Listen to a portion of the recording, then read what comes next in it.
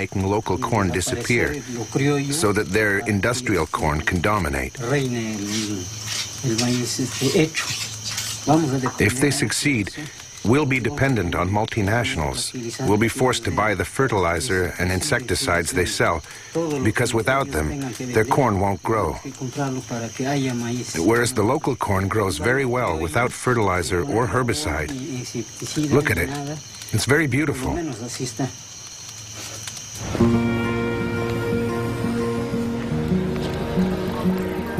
Ignacio Chapela's article provoked a violent reaction in Mexico. Since then, the National Ecology Institute has confirmed the contamination of Mexican corn. Roundup Ready and Bt genes have been found in corn from 5 regions of the country. What would happen if bioengineered corn crossed with traditional land races? Dr. Alberas Buya led a study using a local flower. She inserted the same gene in several specimens and then observed their growth. We observed that 2 plants, strictly identical from a genetic point of view, in other words, they both have the same genome, the same chromosomes and the same transgene. The only difference is that the transgene is located in different places. And well, once they grew, these plants presented a phenotype. That is to say, flower shapes that were very different. Some have flowers that are identical to their natural counterparts, like here, 4 petals with 4 sepals, but others have abnormal flowers with abnormal hair or strange petals. In addition, some are completely monstrous. The only difference in all of these plants is the location of the transgene, which was inserted randomly. Why is that worrisome? In Mexico, once the transgenic corn seeds have been released into the environment, it's very likely that the transgenes will insert themselves into the genomes of the local Mexican varieties. It's an unavoidable phenomenon, because corn plants cross naturally by wind-blown pollen. Given that, we fear that the genetic resources of traditional corn will be uncontrollably affected.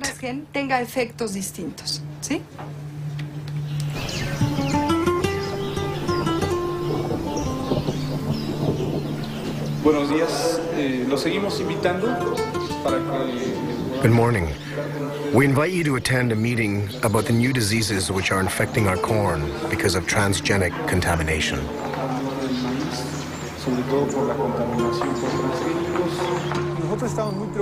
Aldo heads an organization of indigenous people.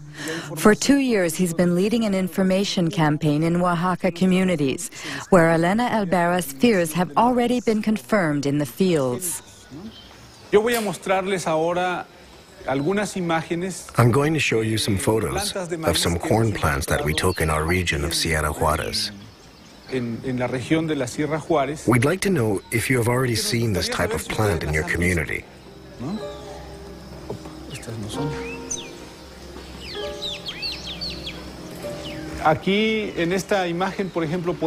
You can see that some very strange things are going on. This plant, for example, has a branch here and another one there. Normally, a corn plant is not like that. There is always only 1 ear per leaf. But look here. There are 3 ears coming out of the same leaf. They are really monsters. We sent a plant sample to a biotech lab to see if maybe it contained genetically modified genes. Unfortunately, the test came out positive. Usually, we see these types of plants along the roadside or in people's yards. It's possible that people buy corn in the shop and they drop some kernels while walking. Some kernels germinate. This is how traditional corn became contaminated.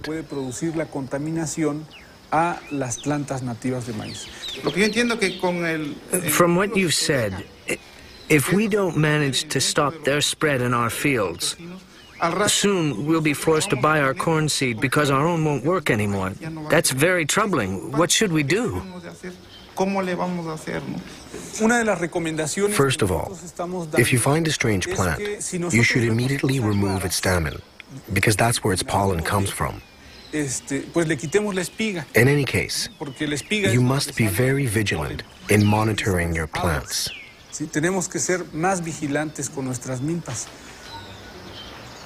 Don't you think it's Monsanto's strategy, what they couldn't achieve legally, they are trying to force through contamination?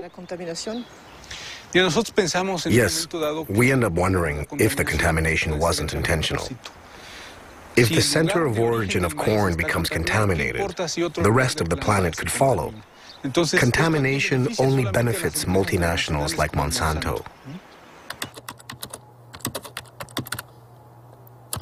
How did Monsanto react to Ignacia Chapella's study on Mexican corn contamination? Monsanto's Dirty Tricks campaign against fired Berkeley professor Ignacio Chapella. An article by Jonathan Matthews, who heads GM Watch, a GMO information service based in southern England.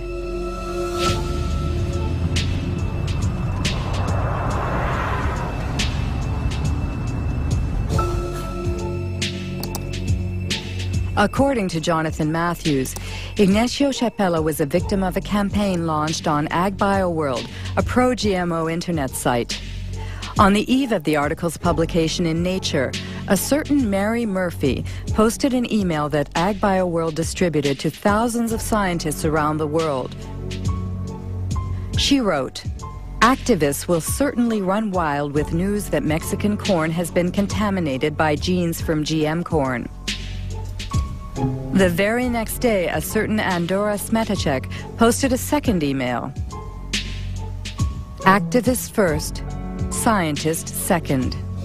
It's totally a smear campaign, and this is what happens over the first couple of days. You get Murphy and Smetacek coming in, then others come in and they say, we have to campaign on this, we have to inundate Nature, we have to go to the editor of the journal and we have to say this research isn't valid. Smetacek and Murphy, we'd been tracking them for some time and trying to work out who they were.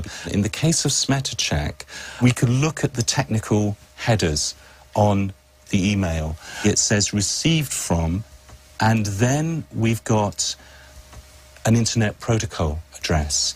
If we go off to a website registration site, now all we have to do is just to copy that IP address, organization name, Monsanto Company, and based in St. Louis. Then Mary Murphy left behind details that enabled us to track who she was. So if we look here at the information that appeared, posted by Mary Murphy, and then we get the IP address bw6.bivwood.com. When we found that that was the original name of a PR agency called the Bivings Group, we quickly found out that on their client list was Monsanto, that this was an internet PR firm for Monsanto. That means fake scientists.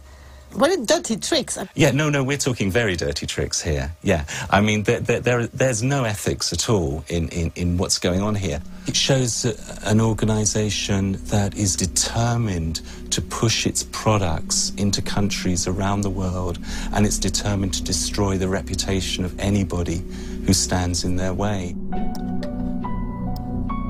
Jonathan Matthews' accusations were covered in the British press, but Monsanto chose to ignore them.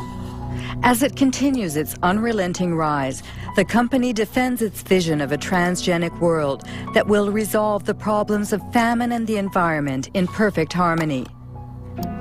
Practical experience clearly demonstrates that the coexistence of biotech, conventional and organic systems is not only possible, but is peacefully occurring around the world.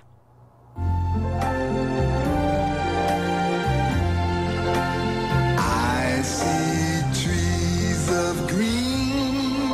Imagine mundo que preserve a natureza, o ar, os rios, onde a gente possa produzir mais.